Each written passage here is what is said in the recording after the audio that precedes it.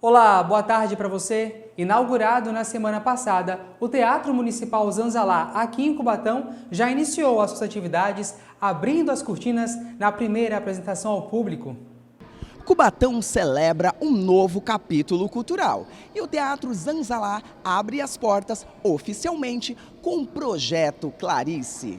Zeca Rodrigues, coreógrafo de Cubatão, relata sobre a abertura do teatro, algo que foi tão desejado e esperado por todos, iniciando uma temporada de apresentações no Teatro Zanzalá. Zeca, nessa noite especial, fala pra gente sobre o primeiro espetáculo aqui no Teatro Zanzalá. É de uma emoção que é inenarrável, não tem como explicar, né? Ver esse espetáculo, ver isso começando, ver nascendo realmente de fato a nossa temporada de apresentações é muito emocionante. Esse espetáculo hoje é um espetáculo profissional, é um espetáculo que traz o universo feminino baseado nos contos e na obra da Clarice Lispector. Então nós temos aí 4 atrizes fera, 4 atrizes maravilhosas que vão trazendo esse universo feminino para a cena de uma maneira muito intensa, muito forte, muito presente. E não só falando desse espetáculo, a agenda está cheia, né, Zeca? Agenda lotada. Nós vamos ter o mosaico artístico da Escola Técnica de Música e Dança, que é dia 27 do 11. Dia 28 do 11 a gente vai ter o Coral Zanzalá. Dia 29 de novembro, a Orquestra de Metais e Percussão, com duetos. E no dia 30, o Teatro do Caos com Até que Tu Te Tornes Verde. Então, até o final de novembro, a gente tem vários espetáculos aí, todos gratuitos. E aí a gente pede que vocês acompanhem nosso Instagram, @culturacubatão, para acompanhar a nossa programação de dezembro. Que vem também o Natal Luz e Esperança, né? Que vai ter apresentações de artistas cubatenses durante todo o mês de dezembro. Curtam muito esse espaço, estejam presentes, venham conhecer o Teatro Zanzalá, que está lindo demais.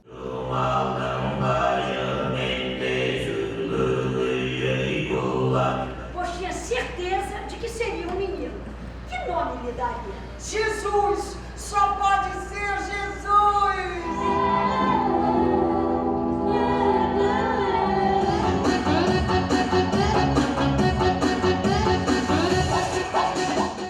Veja agora outros destaques dessa edição.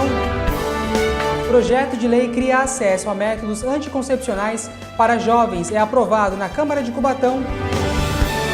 Casos de meningite na região acendem alerta como se prevenir da infecção.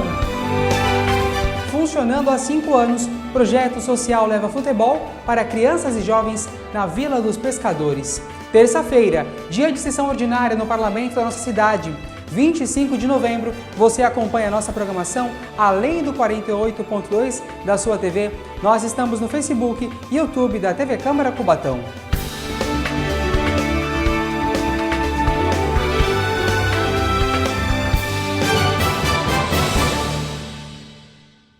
Até o próximo sábado, a Secretaria de Saúde da nossa cidade está promovendo um mutirão gratuito de consultas e exames de imagem em uma carreta situada no Parque Anilinas, com a entrada pela 9 de abril. Poderão ser realizados exames de saúde do homem, da mulher, cardiologia, oftalmologia e clínica médica.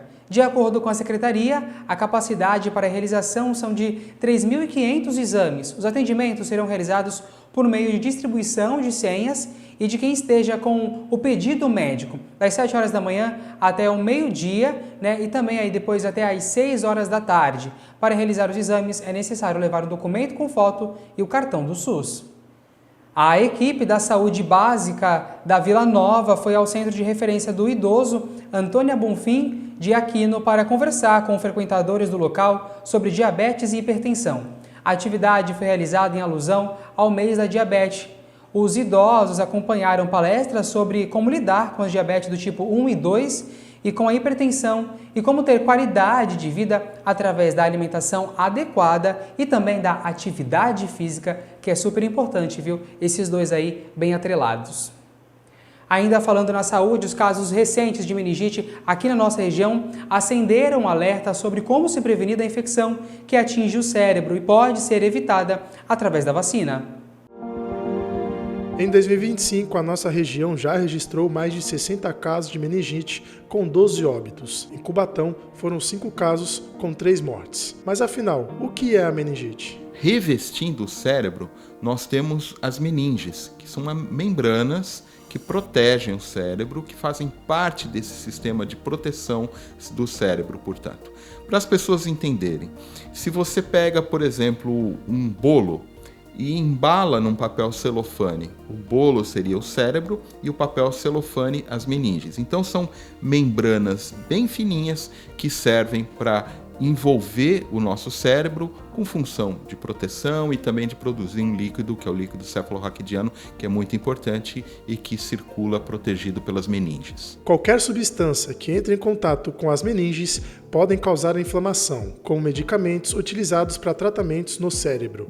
Mas as infecções são um dos principais fatores que causam a meningite. As mais comuns são as meningites virais e as meningites bacterianas. Dentro das meningites virais, nós temos aí um grande número de vírus e agentes que podem causar, e normalmente a meningite viral é um quadro um pouco mais benigno. Muitas vezes a criança tem um mal-estar, uma dor de cabeça leve, ou mesmo o adulto numa condição como essa, mas pode ser e costuma ser autolimitado e resolve sozinho. Na meningite bacteriana, nós temos um quadro muito mais grave, onde o paciente se sente muito doente, tem alterações importantes. E aí, entre as bactérias, nós temos o meningococo, e aí nós temos vários tipos de meningococo. Hoje, no Brasil, o mais comum é o meningococo C. Nós temos o Haemophilus influenza, que causa meningite também, principalmente em crianças. E nós temos o pneumococo, que é outro agente importante de meningite, sobretudo nos idosos, nos adultos mais velhos, nas pessoas com uma deficiência da imunidade. O infectologista alerta sobre os sinais, principalmente nos pequenos que ainda não conseguem falar. Nós temos dois tipos de pacientes com meningite.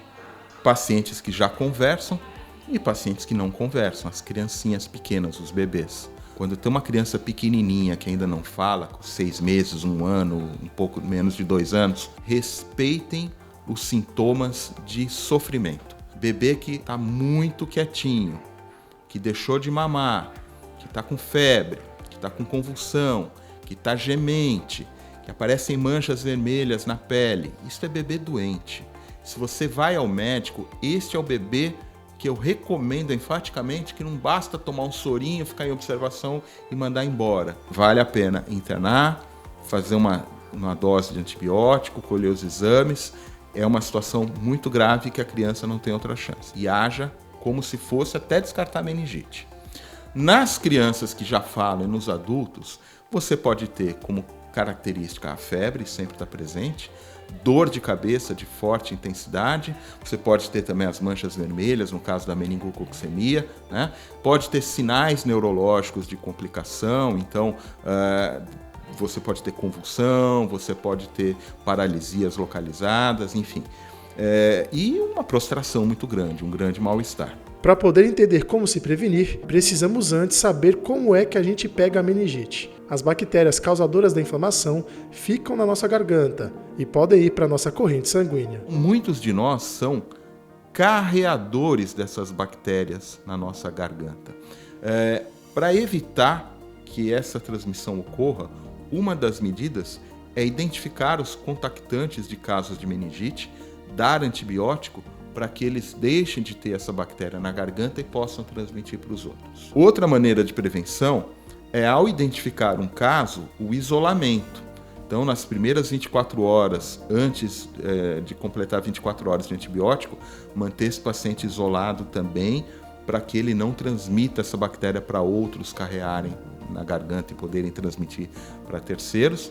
O diagnóstico é realizado após a coleta do líquido da espinha e mesmo com o tratamento adequado, há uma taxa de 15 a 20% de óbito nas meningites meningocóccicas e podem ter sequelas após a recuperação. A forma mais eficaz de se prevenir contra a meningite é uma velha conhecida, a vacina. A principal maneira, eu diria que talvez a única e mais efetiva, e é isso que eu convido todos que estão nos assistindo, é a vacina. A vacina contra a meningite, ela está disponível de graça no Sistema Único de Saúde. Faz parte do calendário vacinal, onde a gente dá muita vacina. Na criancinha pequena, com menos de 1 ano, por quê?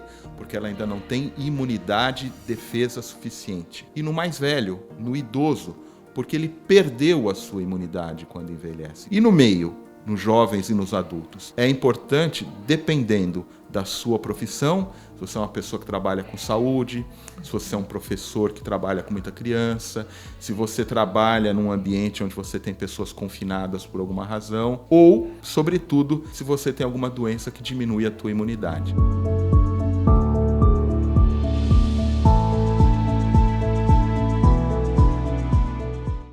Um projeto que dá acesso para métodos anticoncepcionais para jovens foi aprovado aqui na Câmara de Cubatão. O vereador Marcos Roberto Silva Outinho teve aprovado em segunda discussão o projeto de lei de sua autoria, que institui, no âmbito do município de Cubatão, o programa de acesso a métodos anticoncepcionais de longa duração para adolescentes. Como diz você, projeto extremamente importante, o uso do anticoncepcional para jovens e adolescentes que está iniciando a sua vida sexual. E também para mulheres que têm aí a preocupação, a prevenção de se cuidar. É um projeto que vem de encontro com a vulnerabilidade da mulher, com idade de 14 a 45 anos. A prevenção ainda continua sendo o melhor caminho relacionado à saúde, vereador? Sim, sempre, né? Por isso que apresentamos esse projeto. Já tínhamos apresentado um requerimento na legislatura passada e agora um projeto de lei onde amplia essa prestação de serviço. Então a gente fica muito feliz por o entendimento dos vereadores ter aprovado por unanimidade esse projeto, que é um projeto que, além de prevenir a gestação indesejada, também a qualidade de vida, o acompanhamento pelo setor do SAISM, que vem fazendo um trabalho importante com o jovem, o adolescente e as mulheres do nosso município. Turma, agora falamos de uma notícia preocupante, principalmente para quem trabalha nos Correios, tá? Porque eles estão enfrentando dificuldades para conseguir empréstimo e, com isso, planejam demitir aí 10 mil funcionários. A crise dos Correios pode gerar uma demissão de 10 mil funcionários, um impacto gigante para muitas famílias que se sustentam dos proventos vindos da estatal. A ideia de demissão é um plano de reestruturação dos Correios, o que corresponde a 8,6% do quadro atual da empresa. Os Correios buscam empréstimos há um mês como tentativa de sanar as dificuldades financeiras. 20 bilhões com garantias do Tesouro Nacional. Sem conseguir fechar as contas, agora os Correios correm contra o tempo. A estatal abriu uma nova rodada de negociações. O intuito é tentar levantar 10 milhões em exatos 15 dias. Para isso, ampliou o leque de bancos a serem consultados. Esse empréstimo é crucial para cobrir o caixa, pagar contas, dívidas atrasadas e reestruturar a empresa. Não é de hoje que os Correios operam no vermelho. Os resultados negativos acontecem desde 2022. No primeiro semestre de 2025, o prejuízo da empresa passou de 4 bilhões de reais. A receita despencou e a prestação de serviço encolheu 1 bilhão de reais. De acordo com uma reportagem da Folha de São Paulo, a primeira rodada de negociação com o consórcio de bancos empacou. A taxa de juros cobrada pelos bancos foi considerada muito alta e implicando no custo anual de 3 bilhões só de juros. Bom, é algo que tem que ser pensado com detalhe e com calma pela estatal, né? Uma vez que essas 10 mil famílias precisam colocar alimento dentro de casa. É sempre um provedor que trabalha em uma das agências do Correio espalhada aí pelo nosso país e, obviamente, isso vai impactar diretamente essas famílias. Então, que seja realmente um estudo pensado com calma por parte da empresa. Falamos agora de um acidente, uma colisão traseira envolvendo 2 carretas e um caminhão provocou um congestionamento de até 9 quilômetros na rodovia Anchieta, na altura do quilômetro 45, aqui em Cubatão. De acordo com o Centro de Controle da Artesp, o motorista de uma carreta relatou ter sofrido uma pane no sistema de freios ao chegar ali naquele ponto. Sem tempo para desviar, o veículo atingiu a traseira de um cavalo mecânico que, com impacto, foi projetado contra outro caminhão à frente. O acidente gerou congestionamento entre os quilômetros 36 e 45 da pista sul, além de reflexos na interligação do Planalto, que registrou lentidão aí de 2 quilômetros por conta dessa situação. Não houve derramamento de carga nem envolvimento de produtos perigosos. As equipes da Ecovias e também da Polícia Militar Rodoviária atenderam a ocorrência. Turma, depois do intervalo, dia de sessão ordinária aqui na Câmara Cubatense, nós vamos aí saber quais projetos serão apresentados hoje. E vamos falar do tempo, tá?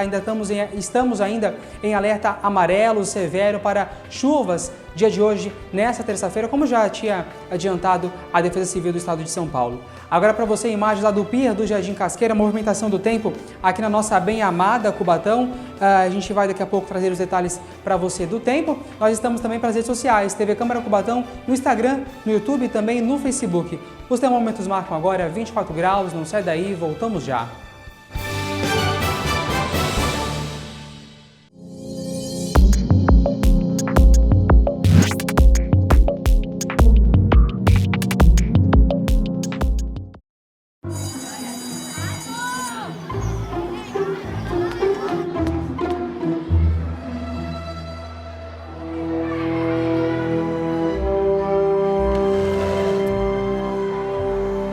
Aprender a ler e escrever é um direito fundamental. E para garantir que todas as crianças sejam alfabetizadas, o governo federal criou o Compromisso Nacional Criança Alfabetizada. Uma grande mobilização para dar apoio técnico e financeiro para estados e municípios investirem em gestão, formação de professores, infraestrutura física e pedagógica, reconhecimento de boas práticas e sistemas de avaliação. Conheça as ações, faça parte desse compromisso. A alfabetização é o primeiro passo para uma educação de qualidade. Ministério da Educação, Brasil, União e Reconstrução, Governo Federal.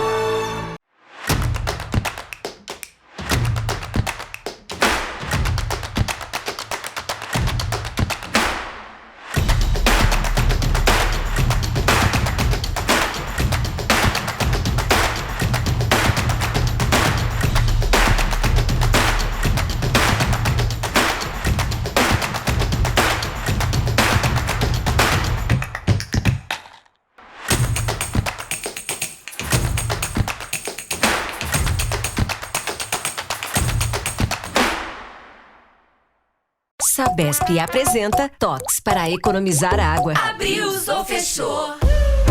Feche sempre a torneira e tome banhos curtos. Torneira? Abriu, usou, fechou. Sabesp. Governo de São Paulo.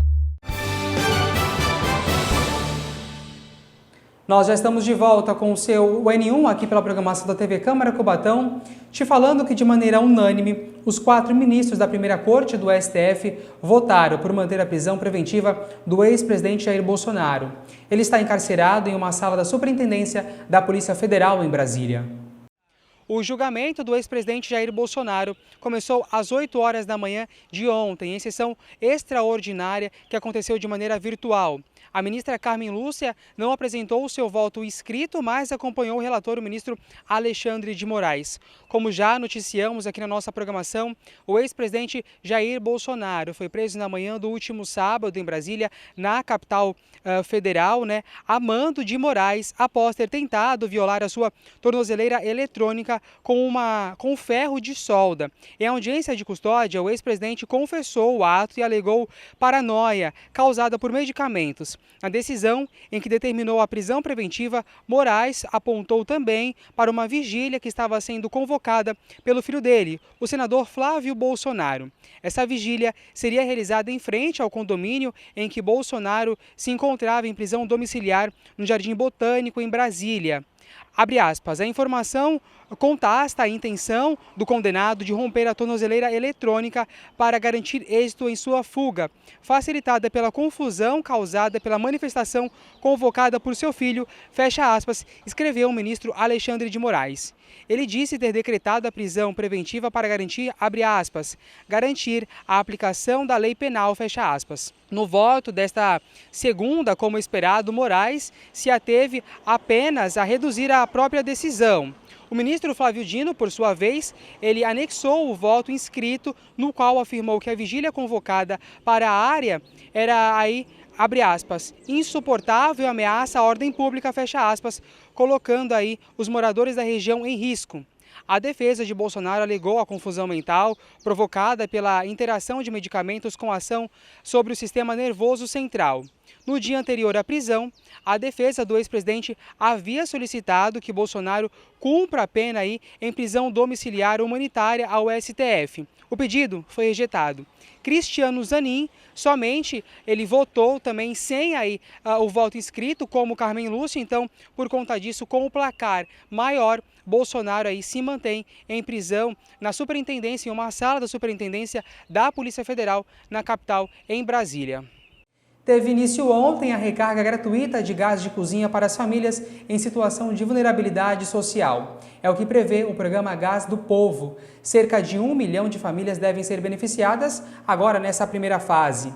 Essa etapa de distribuição do benefício marca a transição do formato anterior, baseado em pagamento em dinheiro, para que um sistema assegure a entrega direta do gás de cozinha. A retirada da recarga gratuita passa a ser feita diretamente nas revendedoras credenciadas, em parceria, então, com o governo federal. Para receber o benefício, é necessário estar inscrito no CAD único, com renda per capita de até meio salário mínimo e estar aí com cadastro atualizado há pelo menos 24 meses. Terão prioridade aquelas que já possuem, já recebem o Bolsa Família. Segundo o governo federal, o modelo vai ampliar a rastreabilidade, segurança e também a eficácia, da entrega do benefício. Prestação de serviço agora para você aqui no nosso UN1, monitorando o Instagram da Câmara de Cubatão. Já está por aqui o Instagram do Legislativo Cubatense. Vamos acompanhar alguns posts por aqui que já circularam desde o início desta semana. A ordem do dia aí da 39ª sessão ordinária, que acontece daqui a pouco aqui na nossa programação, e você vai acompanhar tudo junto com a gente aqui no 48.2 da sua TV. Vou só posicionar aqui para a gente poder monitorar os projetos, Então, um projeto de lei, 2, 3, 4 projetos de lei serão apresentados hoje, então, em sessão ordinária aqui no Parlamento da nossa cidade, tá? Você vai acompanhar, como eu falei, aqui pela programação da TV Câmara Cubatão, além do 48.2 aí da sua TV, nós vamos transmitir também no Facebook e no YouTube da nossa emissora. Vamos detalhar mais esses projetos agora com o repórter Washington Luiz. Daqui a pouco, a partir das 14 horas, lá no plenário da Câmara Municipal de Cubatão, irá acontecer a 39ª sessão ordinária desta terça-feira, dia 25 de novembro de 2025. Um veto parcial ao projeto de lei de número 36/2025, de autoria do senhor prefeito municipal. Um projeto de lei, também de autoria do senhor prefeito municipal. Um do vereador Topete e um do vereador Jair do Bar estão na ordem do dia da 39ª sessão ordinária a partir das 14 horas, que será realizada lá no plenário da Câmara Municipal de Cubatão. E pelas nossas redes sociais, TV Câmara Cubatão, no Facebook e no YouTube, ou então sintonizando o canal 48.2 digital, os senhores terão a oportunidade de acompanhar a 39ª sessão ordinária a partir das 14 horas, direto do plenário da Câmara Municipal de Cubatão. Perfeito, muito obrigado, Washington, pelas suas informações. E turma, a previsão do tempo se cumpriu, hein? Também aquele alerta da Defesa Civil. Nós vamos acompanhar imagens, da tarde de ontem aqui na região central de Cubatão. A chuva forte que atingiu a nossa cidade e também as demais aqui da Baixada Santista. Essa chuva vem desde a madrugada de ontem, gerando aí alagamentos, quedas de árvores e pontos de interdição. E é necessário monitorar aí o reforço por parte da população, as prefeituras monitorando o volume, e essa precipitação superou a média esperada para o período. O Instituto Nacional de Meteorologia mantém um alerta vermelho para tempestade hoje aqui na nossa região. Isso vai continuar, esse já era o alerta da Defesa Civil, isso desde então do último final de semana, ali no meio do feriado, Os dados divulgados na manhã de hoje, pela Defesa Civil do Estado de São Paulo, os acumulados das últimas 12 horas foram 56 milímetros de chuva aqui na cidade de Cubatão. Com isso, nós procuramos a Prefeitura da cidade para ter informações sobre ocorrências. E aí a resposta da Prefeitura é a seguinte: de acordo com a Defesa Civil, sem ocorrências na cidade por conta da chuva de ontem também nesta madrugada. Então tá aí, nós procuramos para saber se tinha alguma ocorrência, algo grave, urgente aqui na nossa bem amada Cubatão, e ainda bem sem nenhum registro grave. Vamos acompanhar então mais detalhes do tempo agora na previsão com a repórter Cris Castanheira.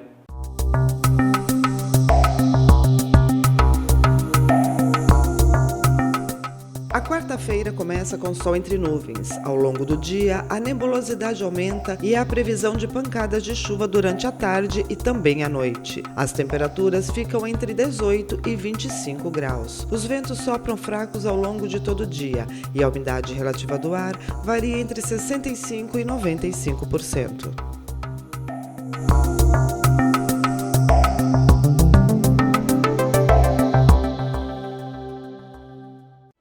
E por enquanto é só, muito obrigado pela sua companhia. Você pode rever as nossas reportagens pelas redes sociais da TV Câmara Cubatão. Para isso, basta acessar TV Câmara Cubatão no YouTube, Instagram e também no Facebook. Será por essas redes sociais, além do 48.2 da sua TV, que logo mais, às 2 da tarde, você vai acompanhar mais uma sessão ordinária aqui do Parlamento Cubatense. Uma excelente tarde para você.